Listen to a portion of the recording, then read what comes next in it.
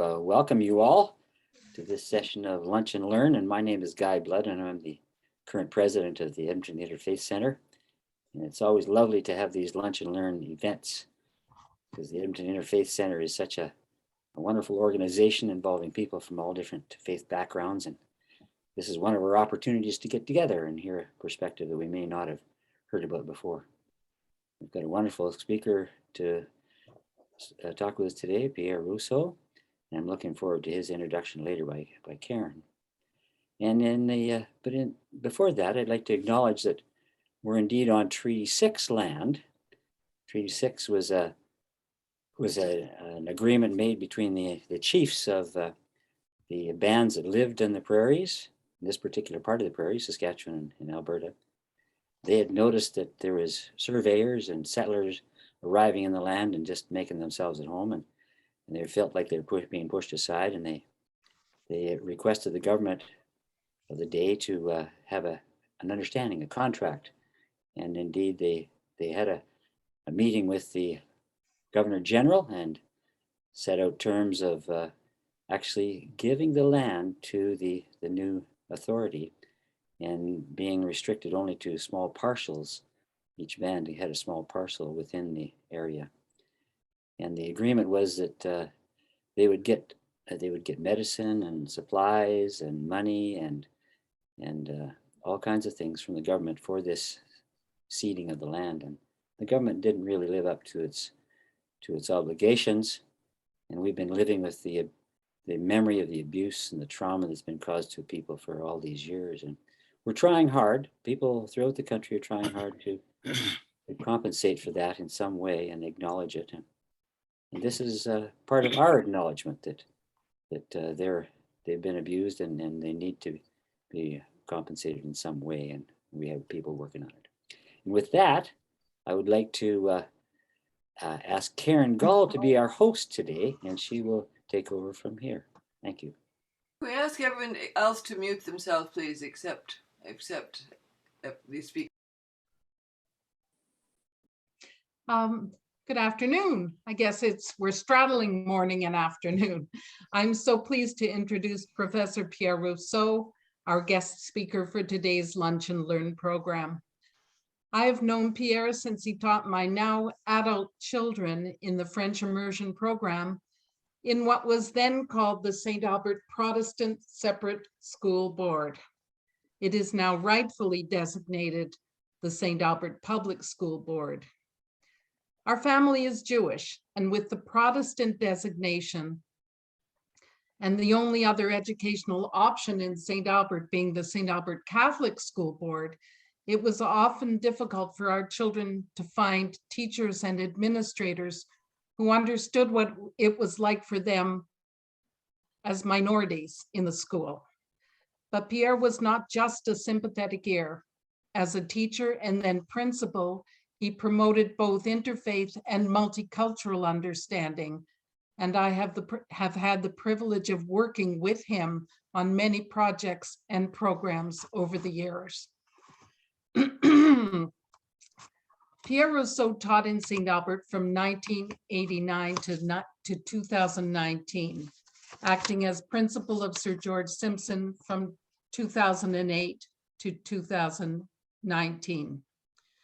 Since 1994, he has also been a sessional lecturer at Campus Saint-Jean of U of A, and says he has, quote, had the pleasure of teaching religious studies and educational philosophy.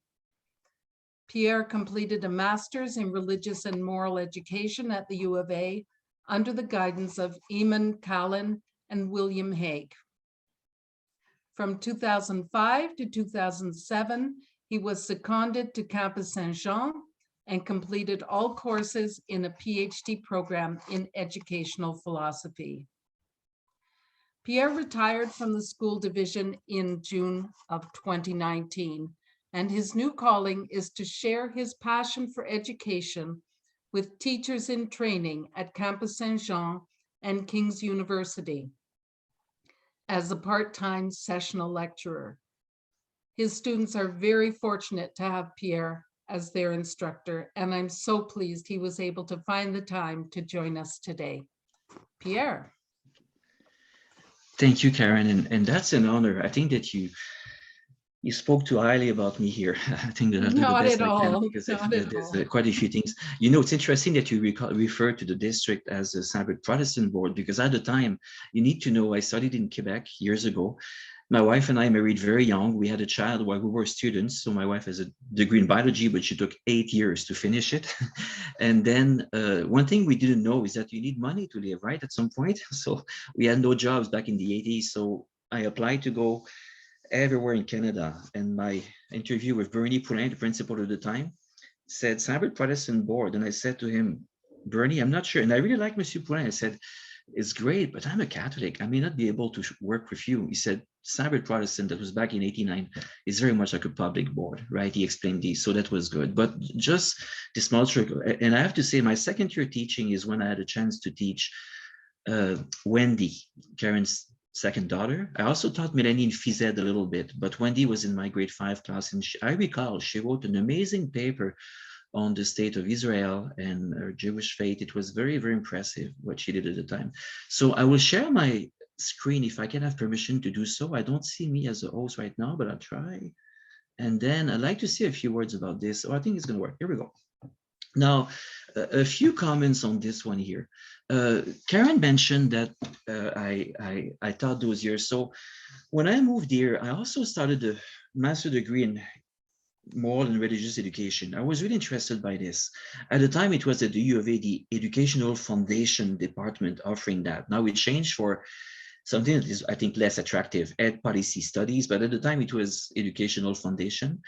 And then in 1995, as I finished my master, Father Bilodeau retired from teaching religious studies at Faculte. So I applied and I got the position to teach part-time as a sessional. So out of this time, I worked at the school, but also one night a week, I would go to Faculte to teach religion, world religion, and also the Christian tradition. Now, as Karen said, in 2005, the dean of the time, Marc Arnal, said to me, we had 2 courses, Christian tradition and then the religion of the West, and that's it. And I felt competent enough to do this. But then when I went for my secondment in 2005 to 2007, Mark said, I'd like you to teach a course on the Eastern religion. And I said, Mark, I can't do that. I mean, I don't have the background to this. Like I have to say, when I was in Montreal, I've done 4 courses in Judaic studies with Rabbi Howard Joseph. It was such an amazing time to meet people there.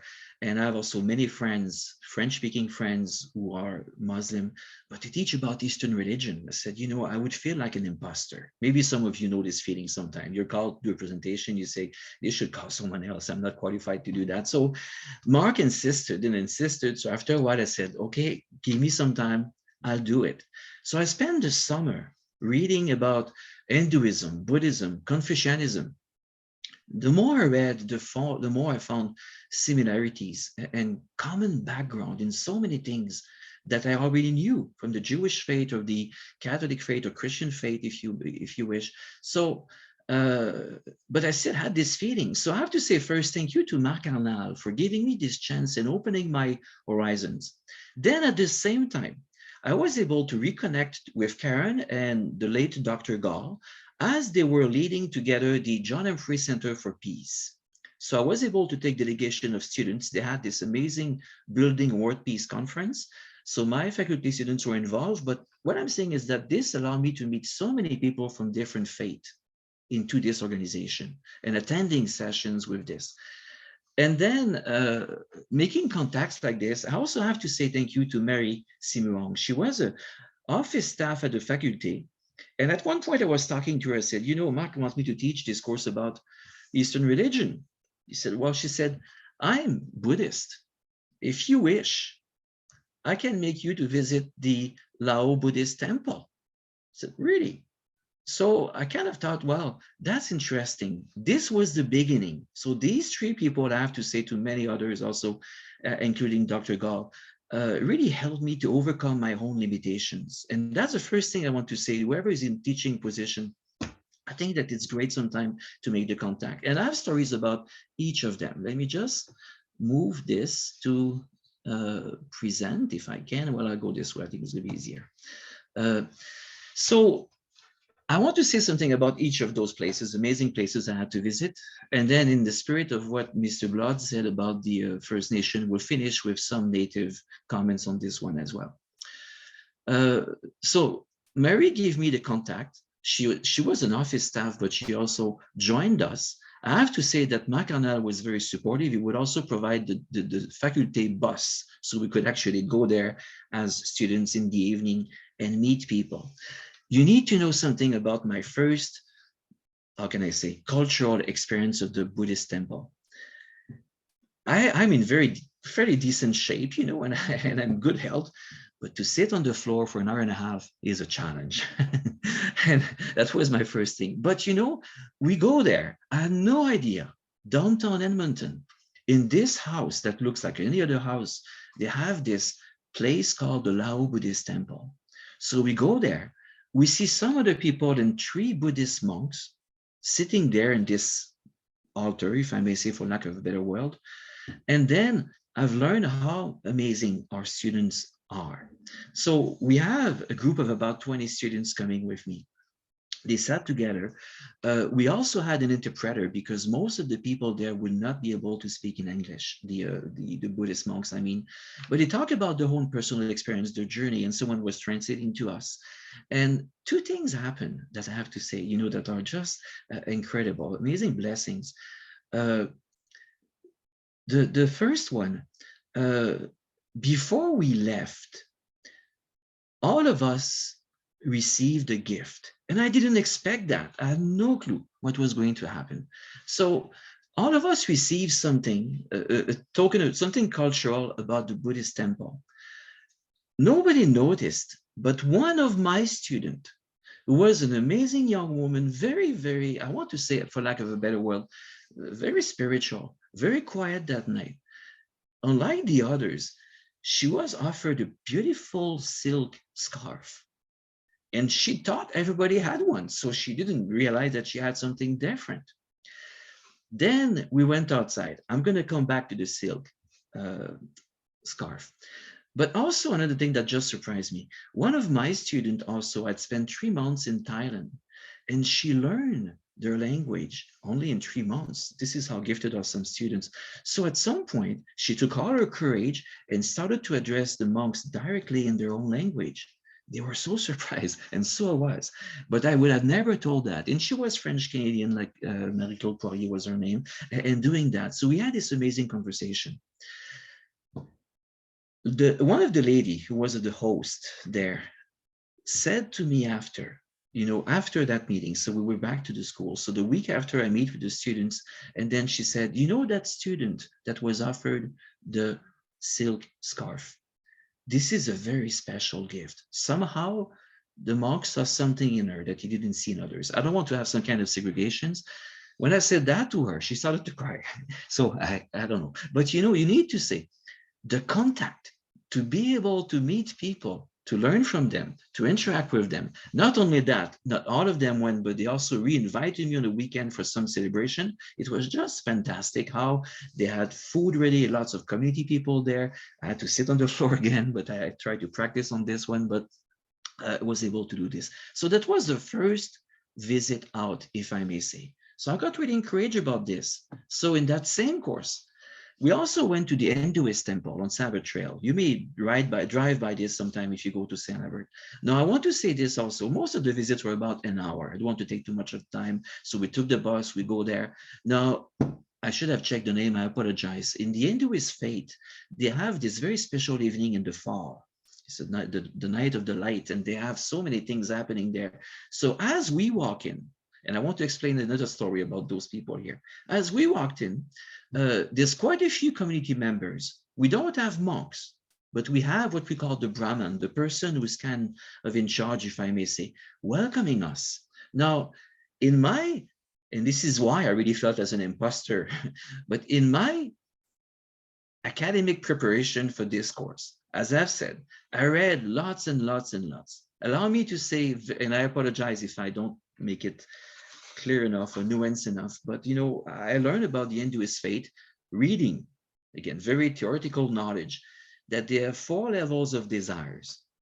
So the first one is the very physical, physiological desire. You want pleasure, you want to eat, you want to drink, you want whatever, things like this. But you know, if you remain at that level all of your life, at some point it won't work very well.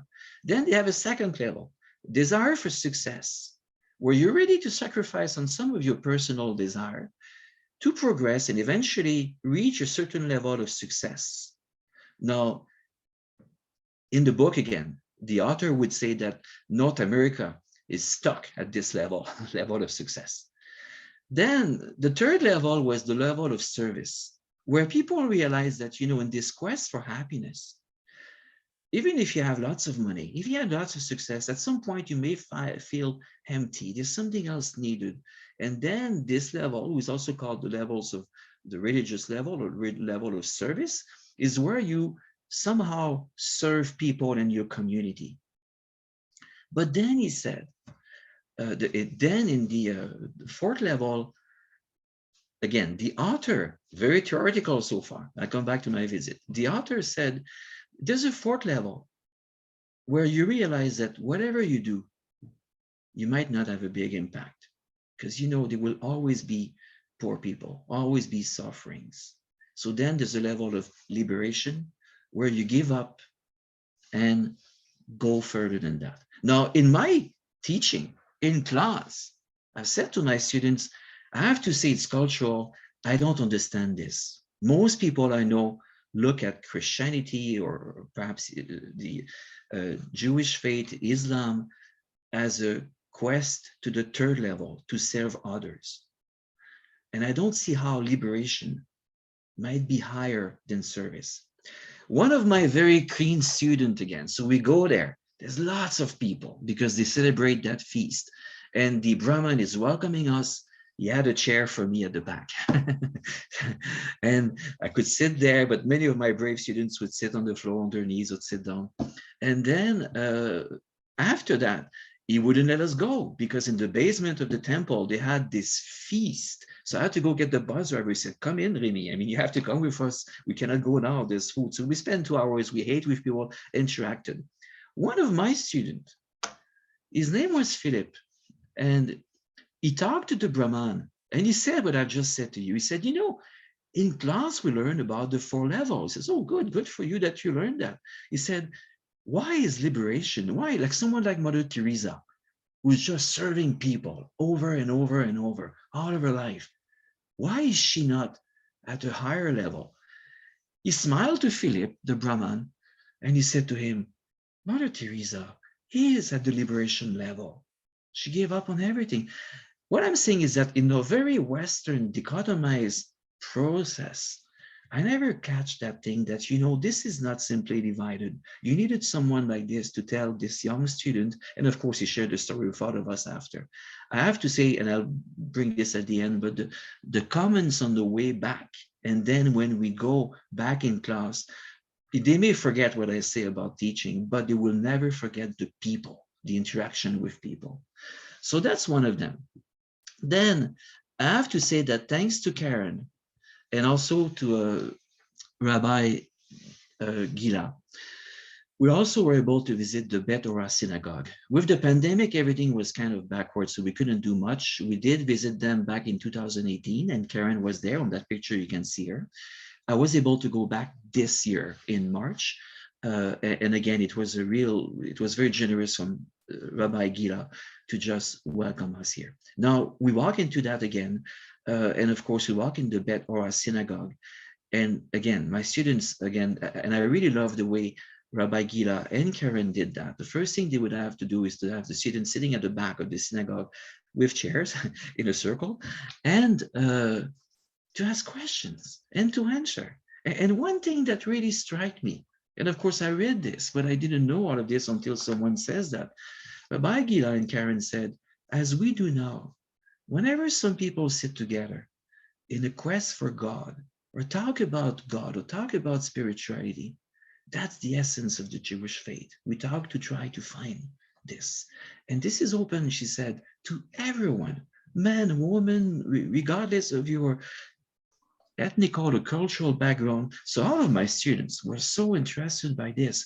And then, of course, this also comes with ritual. So she could share some of the ritual, like we can see the scrolls into this. She was kind enough to sing some of the verses from the Leviticus when we visited, and she did it again a few weeks ago on this one. Now, again, you have no idea when we meet people like this, how so many barriers are just broken. And kids, students, I say kids, I shouldn't say that, they're young adults, but they're not afraid of asking questions and want to know more about this faith. So that's very interesting. I have to say now, and again, I say that just lately, and Karen, maybe you can help me with the correct pronunciation.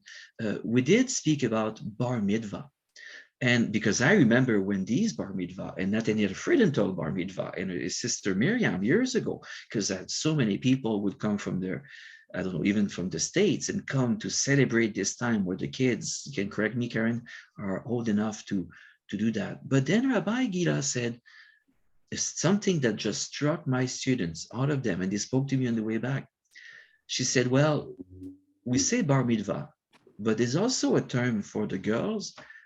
And she also said the terms for the ones who may question their identity. Do you know those terms, Karen? What is? I know bar mitzvah, that's for usually the boy's name. Am I correct? Bar mitzvah is for boys. Bat mitzvah is for girls.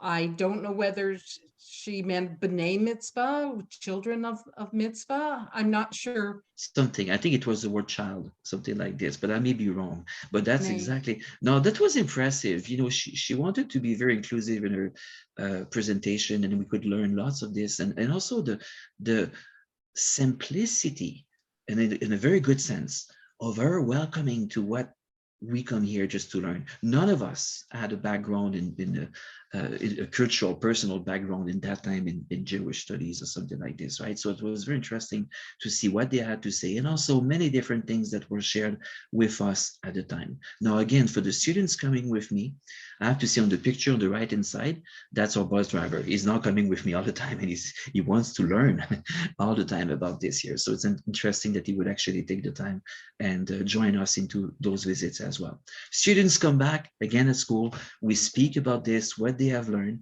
And you know what's the most important finding is that the students think that this breaks some barriers. They get to know people. And this was said to me. This was said to me very directly by the imam of the mosque. Now, it's not the first time I take some people at the mosque. I say that very respectfully, please. I really want to offend no one. This presentation is very much to unite us as you do in this beautiful group that you have. From all my visits, very respectfully again, often I felt that the stereotypes or the prejudice some people would have toward the Islamic faith were some of the most difficult I had to answer, right, and to discuss. And I recall not only with students, one year, I sometimes invited my senior people in the French community to organize something. So one year I said, you know what, you come with me, we'll go visit the mosque. And I recall one of the person there, he had a list of questions, very harsh questions about the Islam faith and everything like this.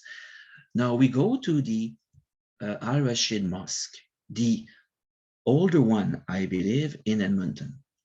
And that's very interesting also to see that at the time, as early as the 1900s, the city was very interested in welcoming people and having a land for them to build their mosque, right? Something that we just sometimes don't know. And this drew more people into the Edmonton community. So again, I go with my students. And as I said very respectfully, it's Thursday night. And I know that some of my students have some kind of reservations. Now, I have to say this too. When students of this age, 17, 18, 19, maybe 20 years old, there's a few exceptions, have these kind of reservations, and it's also true for younger kids, it often comes from their parents, right? It's interesting. That was somehow taught in their home family or something. So we go there. we sat at the back of the mosque and we see all the people coming. Now, I have to say, in the cultural tradition, women were on the balconies and men were just in front. You know, you go in church, maybe, regardless of your affiliation. I don't know about you, but I know in a Catholic Mass, in many Protestant denomination or Christian gathering, I think there's a conscious effort to sit as far as possible from the altar. People like to sit at the back. They don't want to go too close to the altar or to the minister or the pastor. I think they're afraid to be asked questions or something. I don't know. So there's always a few empty seats. First thing that we see as we walk into the mosque, we know the women are on top of us. We're just under the balcony. But then the men are all side by side, lined up right next to the imam, shoulder to shoulder. The shoulders can touch each other, right? And they pray together. This was the first, how can I say, interesting observation my students made. Then they have this very devout prayer in Arabic language, so none of us, or very few. In fact, in one of my visits, one of my students was Muslim and he joined them, but that was the only time it happened.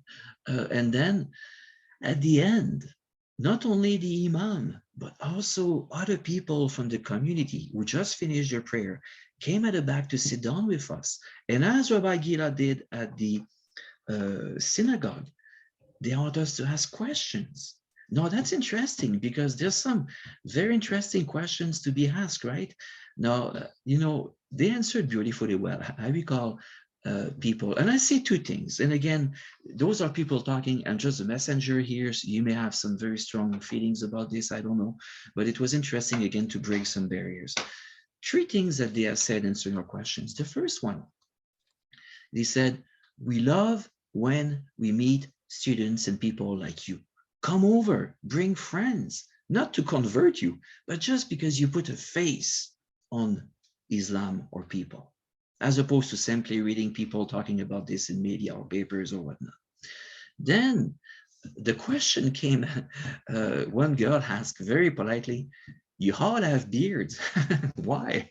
And I forgot exactly why she asked that and what he said, but he said, yes, yeah, most men keep their beards on. And this is, I guess, a cultural tradition or something, but some don't, but most did at the time.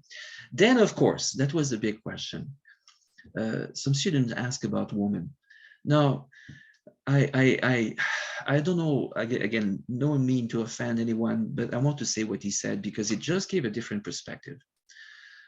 I need to quote my wife after this. The imam and some community members said to us, my wife has the freedom to wear the veil or not. It is not a requirement. When they go to the mosque, and I've seen that at the Hinduist temple, many women would have some kind of a scarf in their hair, but would take it off after. He said many women decide to wear a veil as they come to the mosque, but they don't wear it in daily activities. Some wear the hijab or some veil when they also go to work, but that's their choice, he said. And then very few, but it's not related to Islam, very few work a niqab or a burqa, but it's a traditional thing that is not in a culture, but is not related to this teaching about faith. Now, that freedom thing, the freedom to choose, stuck with my kids, because then someone wrote to us and wrote in the paper that, you know, she said this, she said, and that actually promoted lots of conversation, but this is why I want to quote my wife. She said, this person said, when I chose to wear my veil, I feel liberated by this. It's my choice. Now, I have to say this, and again, don't be offended, no one. I was very saddened by this, not mad, saddened by this. You know, as I've said, I have many friends from the Muslim faith, French-speaking people like Morocco, from Algeria, from different places. Lebanon has quite a few also, and but North Africa mostly. And when the Quebec government had this law to say to women, you can't teach if you wear a veil, you know, I felt, again, don't be offended, it was discrimination. I think that, you know, and my wife said this, you know, when are we going to stop to tell women what they have to do, one way or the other? So that choice thing, that freedom to choose, very resonated with my students when there. And again, I have to say that this, I don't say that to raise any animosity or things. And I may be all wrong. I don't know. I'm just basing what I'm saying on what I heard from people and what they have said there. I have to say something also that really won my students on the way out. You know, there's something about the Middle East. They love to offer cakes or bakings. So as we walked out, the imam ran home across the street and he came back in the bus with a platter of cakes for each of the students, right? So this actually made a really huge difference on the perception of those people. I want to talk about a few others and then we're done. You know, St. John Ukrainian Cathedral, this one dates from a longer time though. I did take some students also from the faculty to attend this place as well. Alberta has a huge Ukrainian population, right? You know that. And right now we're all very saddened by all what's happening. And as all of us, we pray and try to find answers to all of this. So years ago, when I taught grade 9 at the school at Sir George Simpson, we used to have a unit on Russia. And so I didn't know enough. And we had lots of students from the Ukrainian community in school and everywhere in Alberta, right? So I contacted one teacher, a substitute teacher, belonged to this community, and he said, "I'm sure Father Stephen would love to see you." So we booked a trip with grade 9 kids. I got permission, parents' permission. We went there and went to visit Father Stephen at the time. He's still there, but then we had these others who were involved. I have to say that I wrote to them this year, but with all what's happening, I did not get it, and I don't blame them. I mean, they must be very close to what's happening in Ukraine right now. But that was very interesting to walk into this, to see some of you talk about Jerusalem a moment ago. If you recall, if you went to the Holy Sepulchre, it's part of it is owned by under the management, if I may say, under the stewardship of the Orthodox Church, right? And if you call all of those lamps and decorations and everything, it's all over the place. So we walk into this environment. And again, of course, we have a tour. We talk about people in Alberta, about what their faith is. They learned that, unlike the Roman Catholic, the Ukrainian priests can marry and things like this. But one thing that very few students know, and I've learned that with it, and I reread that after that or something, you know, they had the schism, right, in the 1054 when the Ukrainian Orthodox Church and the Roman Catholic Church separated. Now, one thing that Father Stephen said, he said, you know, for us, Pope Francis or whoever is the Pope is still one of the 12 patriarchs. Is not the super patriarch, is not, you know, also, it still has this role as a patriarch because they have this management where there's 12 patriarchs, 5 of them as a more important role, if I may say, but that's a very collegial kind of aspect. So this was interesting because the people from the Roman Catholic faith could see, wow, it's very interesting how we can see this knowledge coming to life at this time here. Now, I have to say also that all of these times were very, very blessed moment for my students, again, to put a face into this. Now, we may still come out of this with some stereotypes and some prejudice, if you wish, or prejudice about some people, I don't know, but to know people and to think that, you know, we try to work together. This is why to have the privilege to speak at the interfaith group like this is so meaningful to me. Now, I want to finish with the big absent in my presentation. I'm going to share a different image. And if you have any suggestions for this, I'll be more than happy to listen to what you have to say. Let me get 1 second here to go check to find out a different picture. Here we go. Wendy spoke, sorry, Karen. You know, Karen, when I know the parents very well, I often call them by their kid's name. So that's good. Can you see that? This is some Kootenay Plains. Karen spoke about the school or as a principal for many years. Mr. and Mrs. Wright, who's out there right now, had a son also coming to our school in the late French immersion program. Now, one thing about the school, and I'm so glad that Mr. Blood had the time to say a few words to honor the land as we begin. One thing about my school at the time, we had about 10 to 14% of our students who were First Nation or Métis. Most schools have 4 to 5, but I have to say again, very respectfully, that there's a reason for that. Sir George Simpson is hosting French immersion programs, regular English, but also 5 different special need programs. We call it inclusive education in our days. And I have to say that the Aboriginal population was often referred to me for those special need programs. Now, I say that respectfully. I don't want to create any kind of stigma, but that's what happened, right? So it could be vocational, it could be any kind of thing. So many students. And you also need to know that right now, as Dr. Blackstock, Cindy Blackstock said from McGill University, even now, we have more kids, more Aboriginal students in schools. There's more Aboriginal students in foster care or group homes right now than we had students in residential schools at the peak of residential schools. So many of them are assigned in families where they may or may not have this kinship. So when we had Truth and Reconciliation, I had to say, well, we need to do something for this. So from 2012 to 2015, I took a group of students to attend the Truth and Reconciliation. We listened to elders. We also invited elders and drummers into the school. But here's the thing. There is no, as far as I know, institutionalized religion for Aboriginal people. They are deeply spiritual people, but it's not anchored in some kind of strong institution. So the elders, grandmothers and grandfathers carry this, as we do for most of our kids and grandkids. I recall the pictures of Karen's grandkids with the celebration of Hanukkah, if I recall, the last time I saw you. The girls were 2, I think, at the time, or 3, I'm not sure. Or maybe a bit older than that. Now, as grandparents, we do that. And I want to say this, what can we do? If we want to honor them, I think that, they have to come to us, but we also have, that's the second picture, I hope you can see it as well, to make sure that other students know about this. Now, I know that some of my people from my own Catholic faith do not necessarily agree with what I'm going to say, but I want to say that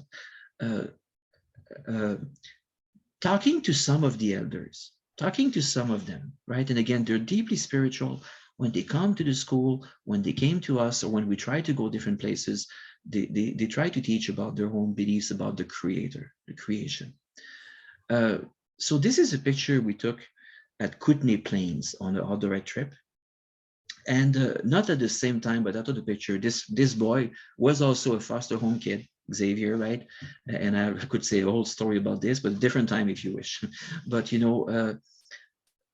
one elder said to me once, okay, and again,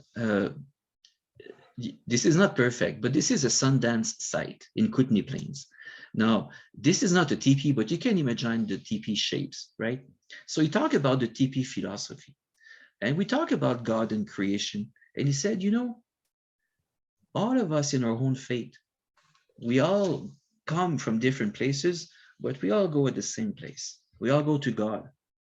But he said, if you climb your pole and say, my pole is better than the others, and kick them out, you're going to fail.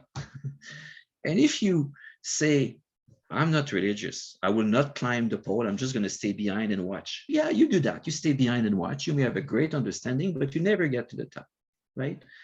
And so he said, as we progress together, we're going to the end to be together. We go to the Creator, to God, or whatever you want to call it. Sadly, sometimes as humans, we make some separation divisions. So if the goal of those visits, wherever we go, and listening to elders and spiritual people like our First Nation, allow us to climb that together, to reach a certain point where we go to God, to something great, better, to God is love, right? God is mercy. This word we find everywhere.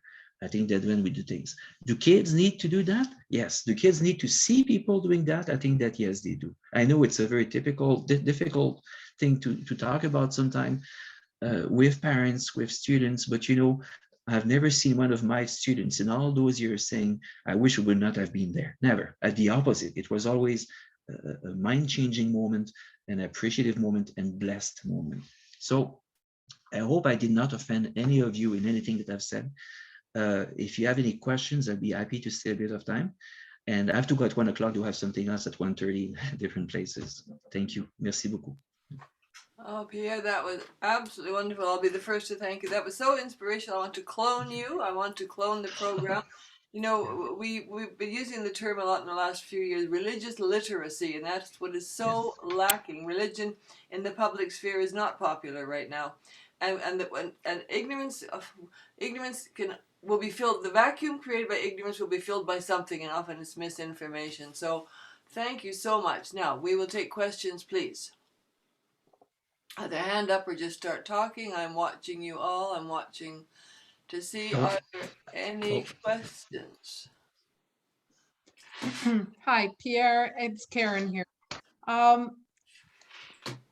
Were you, before you went on the visits, were there any students who expressed nervousness or apprehension about visiting other houses of worship? And sort of the question following that is, were you able to see any long-term benefits or changes after you went on these visits? Yes, I want to say two things. Well, first, I'd like to come back to Netta about ignorance. And you're right. I like what you said about this vacuum.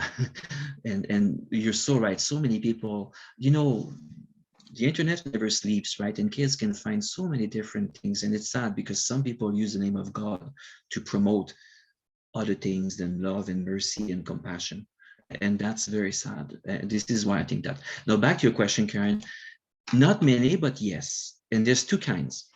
As I said in my presentation, when it was time to go to the mosque, more than the others, it was more at that time that some students had lots of prejudice, stereotypes about this already, more than others. Now, not to say that there's no other stereotypes about other things, and I don't blame at all on the Islamic faith, not at all. As I've said, I have many friends, but I would see that the perception by the students, more people would have some reservations, but they would still come. Now, the only objections I had, and again, don't be offended, I recall at some point, very few students, Christian, Protestant Christians, from some very, how can I say, some dominations were, how can I say, I want to say, don't be offended, no one, controlling. They didn't want to see what others had to say, very few. But they were kind of kept, you know, in some kind of a, you know, this is the truth and nothing else is the truth but us. But that's, again, I don't want this to be negative because most kids were just very interested. It's interesting that you say, Karen, because I just actually read this to the current dean right now, but one student, I just read that on Friday, wrote in her reflection, and she comes from a Christian background, and she said, once I was able to step out a little bit of my own knowledge, my own tradition, I was able to appreciate more my own tradition. And that again, it just opened up to see, wow, we have so much in common.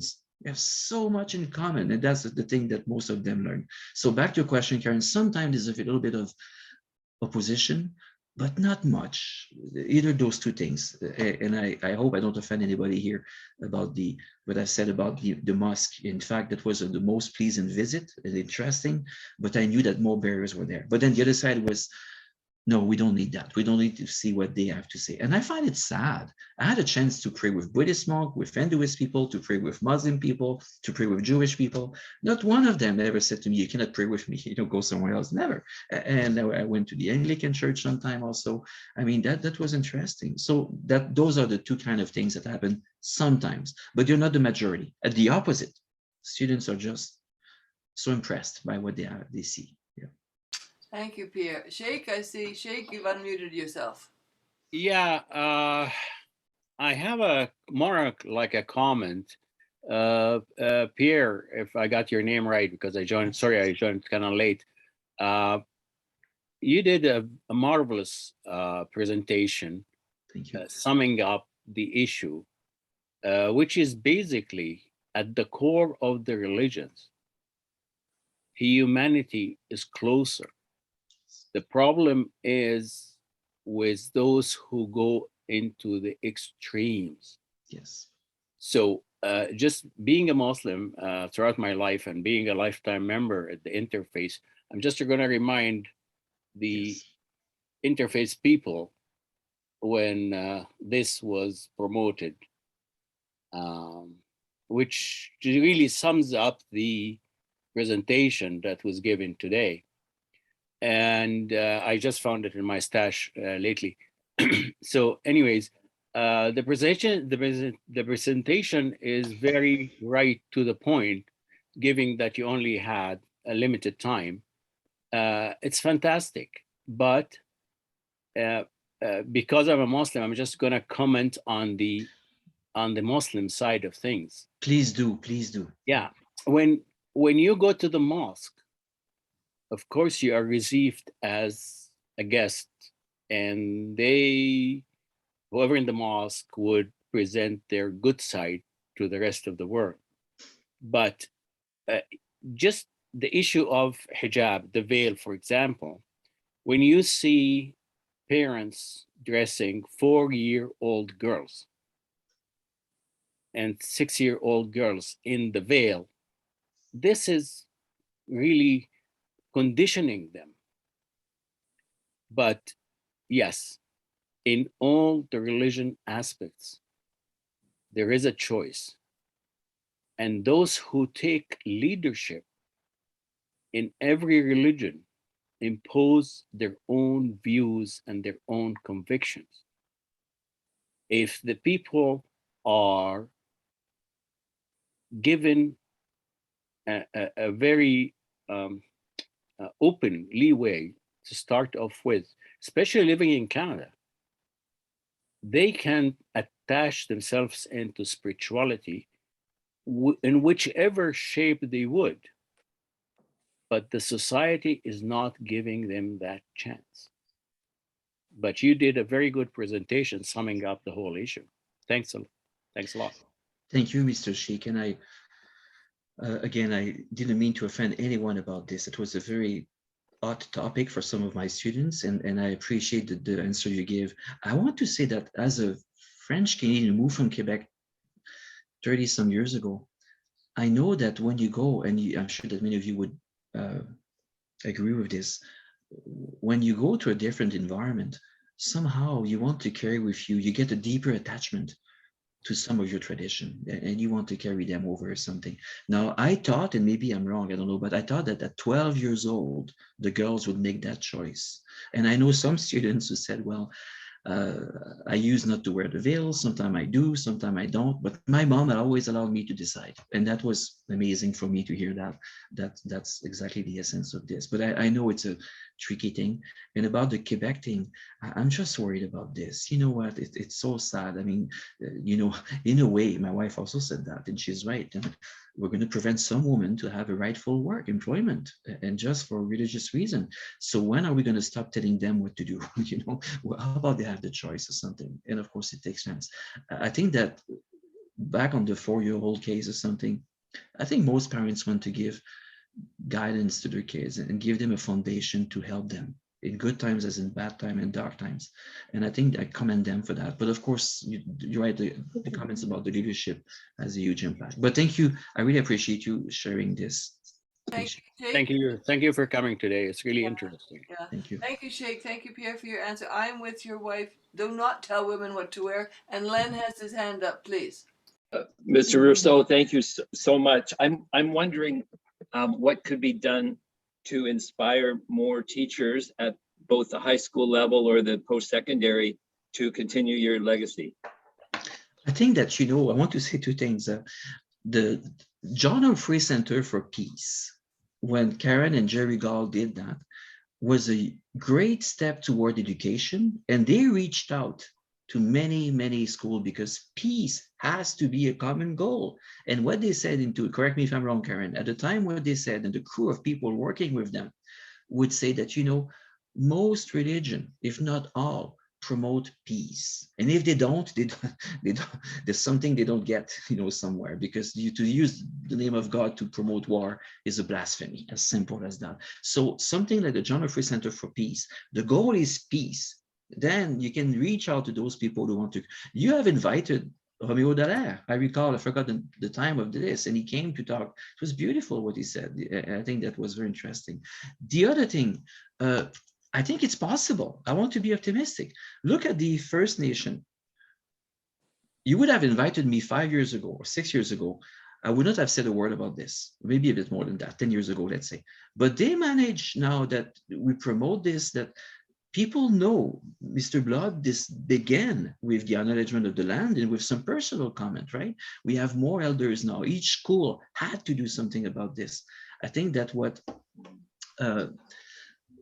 Netta said about the danger of ignorance is important also, can be raised, because if we raise kids who just do not take religion seriously. Well, you mentioned I very not often, but I also teach educational philosophy at King's, right? King's is a Christian university, but it's only the same course I teach at the Faculty in Education Philosophy. I do it at King's as well. King's has a very large population of Muslim people, of Jewish people, of Hinduist people. It's not only the original Dutch Reform group of people, but the former Dean of Education, Lloyd Van Boer, used to say, they know that we take faith seriously. And that's interesting. We have to take faith seriously, but its best aspect. So Aboriginal is a good thing. I think that we can see how we can connect. And I recall as a principal that I've said, in a public education system, what they offer in terms of spirituality right now, these Aboriginal leaders, is missing in our schools. We don't do that. So there may be a door into this. And other things like John Humphrey Center for Peace. You and I should talk, Aaron. Maybe we need to start that again. Yeah. Thank you very much. Thank you very much for the question. Yeah. I'm mindful of your time, Pierre, but I think, Pat, you had a question? Yeah, please. Pat? Did I see your hand, Pat? Yes, I was just going to comment on the Muslim faith. I'm surprised. I wondered if it had been mentioned that they're part of the Abrahamic tradition. Oh, yes. And yes. Okay, that was mentioned to them. Yes. And the other thing was about indigenous spirituality. I'm doing a course, a Lenten study, and they've got Christian leaders who are very strongly yes. Anchored into their native spirituality. And it's really opened my eyes to the similarities. Like Lent, they compared that to the Vision Quest. Lots of their traditions blend. So there's a lot to learn there. And if I was going to do something instead of, well, the Sundance is the sort of the holy place, if you want, but I would have just put up a medicine wheel. And that was one of the things they said when the Christians came in with their crosses. That just reminded them of the medicine wheel. You're right. Well, yesterday was Palm Sunday, but this is sweetgrass, right? I mean, and we got palms yesterday. I mean, that's, there's so many similarities. I see former parents of Sir George Simpson who wanted to talk. I think I'd like to listen to what they say. Yeah. First thing, I'm not Mrs. Wright. I'm Rebecca Wright. I wasn't wearing glasses last time you saw me, so. Okay, sorry about that. I'm sorry. That's okay. Yes. But I actually have a story about going to Al Rashid and learning. because with my sister Sarah and I, we went with our Cub Scout pack to visit Al Rashid to learn about different faiths. And so the boys went to the ground floor, and Sarah and I, being the only two girls, we didn't have much in the way of female leadership then, went up to the ladies gallery in the balcony. So we sat down at the back, and the acoustics are great up there, by the way. The sound bounces right off the dome and into the balcony. But we sat down and observed the ladies praying, and when they were done, some of them came over to answer our questions. And then when we came downstairs, we saw the rest of the boys in the pack, and we were like, hey, we got to sit in the ladies gallery. The other thing I wanted to share was that I've been involved in the past working with the Edmonton School Board on inclusion and diversity. And one of the challenges is in education, at least at the public level, you can't use the word religion. It has to be cultural or something like that. As soon as you use the word religion, the school boards just freeze. And it's really awkward because, as both you and Netta have said, the opportunity to experience what other people are doing is so important. Yeah, he's out of time now. It's 1 o'clock. Okay. Thank you. I apologize for the mistake here. I couldn't see well on the screen, but I saw the name only, so that's good. But thank you. Yeah. Well, thank you. Are there any more questions, Pierre? We will let you go if you need to go, and we'll thank you again so much. This was an excellent discussion. Thank you, and congratulations on your great work to get people together. I think this has to be known as well. Okay. Well, thank you so much. Okay. Thank you. Any final questions, or we'll just say goodbye? Thanks again, everyone. Thank you for coming, and as soon as we put it on the website, we'll let you know so you can share it with others. Okay, please. Okay, thank you. Thank you so much. Goodbye. Okay, goodbye. Thank you, Pierre. Au revoir.